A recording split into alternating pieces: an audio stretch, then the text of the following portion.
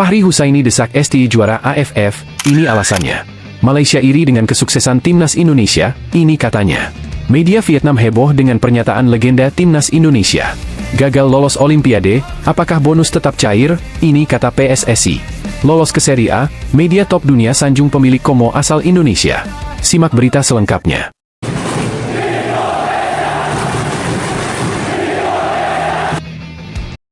Fahri Husaini desak STI juara AFF, ini pendapat Coach Justin. Shin Taeyong berhasil mendapat perpanjangan kontrak dari PSSI, kabarnya diperpanjang hingga 2027 mendatang. Seiring perpanjangan kontrak itu, muncul beragam respons dari banyak pihak, termasuk salah satunya dari Fahri Husaini, mantan pelatih timnas U16 Indonesia. Fahri Husaini berharap Shin Taeyong bisa membawakan gelar Piala AFF untuk timnas Indonesia, agar skuad Garuda mendapat predikat Raja ASEAN. Kalau sudah bisa mengatasi Vietnam dan Thailand, itu baru kita bisa menyatakan bahwa kita rajanya di Asia Tenggara, ucap Fahri Husaini dalam podcast di Sport TV Indonesia. Sekarang saya masih belum melihat itu, Indonesia Raja Asia Tenggara, karena kita belum pernah juara Piala AFF. Kalau ada orang bilang AFF itu piala ciki-ciki, terus gimana caranya mau ngukur ASEAN-nya? Ada nggak piala antar negara selain piala AFF itu, imbuhnya? Fahri Husaini mengaku setuju dengan perpanjangan kontrak Shin Taeyong, alasannya agar pelatih asal Korea Selatan itu dapat melanjutkan programnya. Dan salah satu harapan Fahri dari perpanjangan kontrak tersebut adalah Shin Taeyong mampu membawa timnas Indonesia juara Piala AFF. Mudah-mudahan kalau STI diperpanjang kontraknya, target dia salah satunya adalah menjadi juara di Piala AFF itu, ujar Fahri. Itu supaya kita bisa bicara bahwa kita adalah raja di ASEAN, raja di AFF, sebelum itu nanti dulu. Dengan kondisi seperti ini, STI itu harus diperpanjang, karena dia harus menyelesaikan semua proyeknya dia itu. Kalau saya sih setuju aja, STI diperpanjang 3 tahun. Tinggal kita lihat nih, 3 tahun ini seberapa, anggaplah kemarin itu, 4 tahun itu sebagai masa penyesuaian, imbuhnya. Bak gelar yang sakral, bagi Fahri, Piala AFF merupakan salah satu gelar penting yang harus diraih timnas Indonesia. Piala AFF itu penting, karena janganlah sekali-kali menganggap AFF itu nggak penting, ciki, karena kita nggak pernah mendapatkan itu gitu loh, kata Fahri. Namun pendapat berbeda diungkap pengamat sepak bola Justinus Laksana alias Coach Justin. Ia mengingatkan pecinta sepak bola Indonesia agar tidak terbuai dengan kejuaraan Asia Tenggara, ASEAN. Coach Justin mengatakan bahwa dirinya bangga dengan pencapaian Indra Syafri yang membawa Garuda Muda menjuarai SEA Games 2023. Namun, ia berharap prestasi Asia Tenggara tidak menjadi puncak kebanggaan publik. Sebab, ada event yang lebih penting dan bergengsi, yakni Piala Asia dan Piala Dunia. Oleh karena itu, Coach Justin event Piala Asia lebih penting daripada sekadar kejuaraan Asia Tenggara. Apalagi tak semua negara ASEAN mampu tampil di Piala Asia. Ia mencontohkan Singapura. Negara tetangga tersebut sudah 4 kali menjadi Raja ASEAN, dengan berhasil menjadi juara Piala AFF, yakni pada 1998, 2004, 2007, dan 2012. Namun, Singapura tidak mampu lolos ke Piala Asia pada medio tersebut. Singapura pernah sekali tampil di Piala Asia pada 1984, itu pun karena menjadi tuan rumah. Singapura 4 kali menang AFF, enggak pernah maju ke Piala Asia, ucap Justinus Laksana, dikutip dari YouTube Main-Main. Menurut Coach Justin, value Piala Asia lebih tinggi dari Piala AFF. Ia pun menganggap lolos grup Piala Asia lebih berharga dibanding 10 kali juara Piala AFF. Makanya gue bilang kita kalau lolos grup, untuk gue value-nya lebih berharga daripada 10 Piala AFF, tuturnya menutup. Iri dengan kesuksesan timnas Indonesia di level internasional.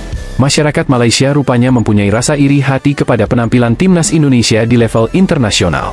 Hal itu diungkapkan langsung oleh CEO Selangor FC, Johan Kamal Hamidan, saat ditemui awak media di Jakarta. Johan diam-diam mengamati perkembangan sepak bola Indonesia, baik di level kompetisi dan tim nasional. Ia takjub dengan meningkatnya performa timnas Indonesia di bawah asuhan Shin Taeyong. Timnas Indonesia memang dalam kondisi di atas Malaysia. Tim Merah Putih kini menduduki peringkat 134 FIFA, meninggalkan Malaysia di posisi ke-138.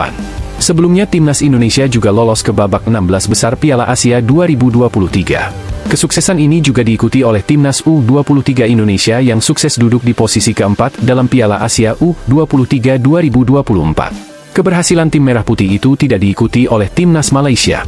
Timnas Malaysia hancur lebur di Piala Asia 2023 dan Piala Asia U23 2024. Kami banyak iri dengan timnas Indonesia yang berprestasi akhir-akhir ini, kata Johan. Johan pun senang Selangor FC bisa mengikuti turnamen mini di Jakarta International Stadium, JIS, Sunter, Jakarta Utara, pada 30 Mei dan 2 Juni 2024. Selangor FC akan bertemu klub Malaysia Sabah FC dan Persija Jakarta serta PSIS Semarang. Menurutnya, ini kesempatan Selangor FC untuk mendapatkan ilmu dari sepak bola Indonesia. Selangor FC juga bertekad untuk menjadi juara dalam turnamen tersebut. Bagi kami mengikuti turnamen ini merupakan kesempatan yang besar. Sebab, sepak bola Indonesia sedang meningkat dan supporter serta timnas Indonesianya luar biasa. Kami mau sambil belajar dan tentu saja targetnya juara, kata Johan. Media Vietnam heboh gara-gara legenda timnas Indonesia minta Shin Tae-yong diganti Pep Guardiola. Media Vietnam, Soha, heboh setelah legenda timnas Indonesia, Anjas Asmara, meminta PSSI agar Shin Tae-yong diganti oleh Pep Guardiola. Shin Tae-yong telah menjadi pahlawan bagi sepak bola Indonesia sejak ditunjuk sebagai pelatih kepala oleh PSSI pada akhir 2019 lalu. Meski butuh waktu hingga 4 tahun, kinerja sang pelatih asal Korea Selatan berbuah manis pada tahun 2024 ini. Di awal tahun, timnas Indonesia senior menciptakan sejarah dengan melaju ke babak gugur untuk pertama kalinya di sepanjang keikutsertaan mereka di Piala Asia. Kemudian, pada Maret, timnas Indonesia juga sukses mengalahkan Vietnam dengan skor 1-0 dan 3-0 dalam kualifikasi Piala Dunia 2026 zona Asia. Dua kemenangan itu membuka lebar-lebar peluang Indonesia menembus putaran ketiga kualifikasi Piala Dunia 2026 zona Asia. Skuad Garuda kini hanya memerlukan satu kemenangan lagi dari dua pertandingan terakhir di putaran kedua, yaitu kontra Irak dan Filipina, yang akan digelar di Stadion Gelora Bung Karno pada Juni nanti. Skuad Garuda Muda sukses menciptakan sejarah dengan mencapai semifinal Piala Asia U23 2024 dalam keikutsertaan pertama mereka di ajang tersebut. Namun demikian, Shin Tae-yong diserang oleh seorang legenda sepak bola Indonesia, Anjas Asmara. Dalam pernyataannya di sebuah stasiun televisi E-News, Anjas Asmara menyebut Shin Tae-yong hanya bisa parkir bis. Sang pelatih asal Korea Selatan dinilai punya upah terlalu mahal sehingga Anjas Asmara menyarankan PSSI untuk menyewa pelatih sekelas Pep Guardiola sekalian jika memang punya uang banyak. Kabar legenda timnas Indonesia marah-marah kepada Shin Tae-yong itu nyatanya terdengar hingga ke Vietnam, dan media setempat, Soha, menyoroti hal tersebut. Legenda timnas Indonesia menyebabkan kontroversi karena meminta PSSI untuk memecat Shin Tae-yong demi menunjuk Pep Guardiola, demikian judul yang diberikan oleh Soha. Serangan Anjas Asmara di televisi telah menyebabkan kontroversi di kalangan sepak bola Indonesia, lanjut Soha di dalam artikelnya. Berbeda dengan pandangan legenda berusia 72 tahun itu, pelatih Shin Tae-yong masih sangat dihargai oleh media setelah pencapaian bersama tim nasional Indonesia senior dan U23, termasuk mencapai 16 besar Piala Asia 2023, membawa tim U23 ke semifinal Piala Asia U23 2024, tulis Soha. Kontrak Shin Tae-yong sendiri bakal berakhir pada Juni mendatang, namun Ketua Umum PSSI, Erick Thohir, telah menjanjikan perpanjangan kontrak untuknya sejak berhasil membawa timnas Indonesia U23 ke perempat final Piala Asia U23 2024. Meski gagal lolos Olimpiade Paris 2024, PSSI tetap cairkan bonus untuk timnas Indonesia U23. PSSI memastikan tetap memberikan bonus untuk para penggawa timnas Indonesia U23 yang sudah berjuang di Piala Asia U23 2024. Meski pada akhirnya Garuda Muda gagal merebut tiket ke Olimpiade Paris 2024, Komite Eksekutif, Exco, PSSI, Arya Sinulinga, mengonfirmasi bonus akan tetap cair dan siap diberikan untuk Rizky Ridho CS. Pencapaian skuad Garuda Muda ini sudah sangat jauh melampaui target yang ditetapkan. Di mana, target pasukan Shin Tae-yong adalah mencapai babak perempat final Piala Asia U23 2024. Dengan kesuksesan timnas Indonesia U23 ini, Arya pun mengungkapkan bahwa PSSI pasti bakal memberi bonus. Dia menyampaikan kalau pastinya Erick Thohir selaku ketum PSSI sudah memikirkan semua itu. Mengingat skuad Garuda Muda telah mencatat sejarah manis. Pasti dapat bonus. Tapi kan nanti tunggu Pak Ketum. Pasti Pak Ketum sudah susun itu. Pak Erick pasti sudah mikirin lah, kata Arya kepada wartawan di Gelora Bung Karno, dikutip Sabtu, 11 Mei 2024. Sementara, Arya memberikan apresiasi kepada Marcelino Ferdinand CS yang telah berjuang melawan Guinea U23. Menurutnya, timnas Indonesia U23 tampil bagus dengan memberikan perlawan berarti kepada Sli National, julukan timnas Guinea. Perlawanan dari anak-anak ini terbukti sampai terakhir. Dan teman-teman juga tahu golnya pun penalti. Bahkan artinya keraguan-keraguan yang beberapa hari ini di berbagai media mengatakan bahwa gini tuh seperti itu, kita ini dan sebagainya ternyata bisa kita imbangi dengan baik, ujarnya. Artinya kita sangat bangga sama pemain-pemain kita, mereka berjuang sampai akhir, ya ini hasil maksimal yang bisa didapat, tandas Arya. Dalam perjalanannya di Piala Asia U23, Timnas Indonesia U23 melaju ke babak perempat final dengan status runner-up Grup A. Mantapnya, skuad Garuda Muda sukses mengalahkan Australia di fase grup. Kemudian kejutan kembali mereka ciptakan kembali dengan menyingkirkan Korea Selatan di babak perempat final. Sayangnya Timnas Indonesia U23 kalah dari Uzbekistan di babak semifinal dan Irak di perebutan tempat ketiga Piala Asia U23 2024.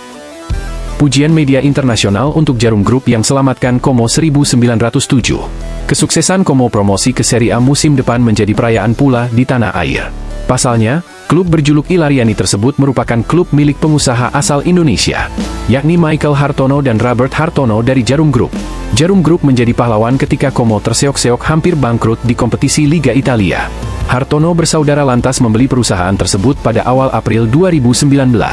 Kala itu Como masih promosi dari Seri D ke Seri C.